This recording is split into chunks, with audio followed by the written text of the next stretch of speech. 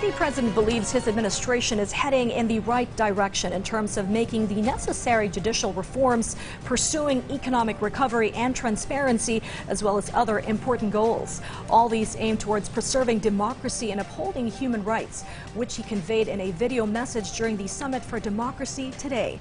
Alan Francisco has the full details. President Ferdinand R. Marcos Jr. emphasized that the Philippines will remain an active player in discussing the issues while ensuring that the interest of the country is priority. President Marcos said this in a video message at the plenary of the second session of Summit for Democracy.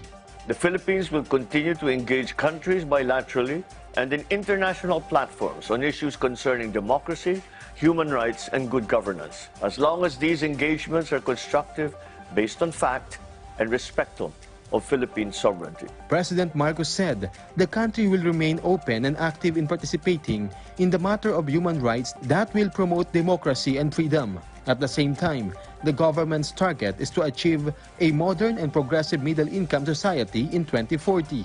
The Philippines will sustain its tradition of open, constructive, and active engagement on human rights on matters that will meaningfully contribute towards reinforcing the sinews of democracy and of freedom. Thus, we enable our people to flourish and meet our national aspirations to be a modern, prosperous, middle-income society by 2040. Let me affirm and attest to what has been a recurring theme for this summit. Democracy does deliver. And it does this best when it places at its center people, their freedom, and human dignity. He said his administration has already laid out programs for judicial reform system, also focusing on economic recovery, transparency, and others. This is a proof that the country is investing to protect the right to life, liberty, and security of Filipinos. There is also the strengthening of the Marcos administration in the protection mechanism of women and youth. The president also stated that the government's war against illegal drugs is focused on rehabilitation, prevention, education, and assistance to drug victims, while determining that those involved will be liable. President Marcos reiterates again that the rule of law and criminal justice system prevails in the country.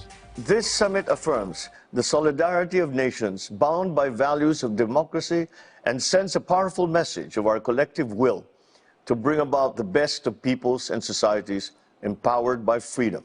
The chief executive also thanked United States President Joe Biden and the U.S. government for organizing the second Summit for Democracy with some countries. Alan Francisco, for The Nation.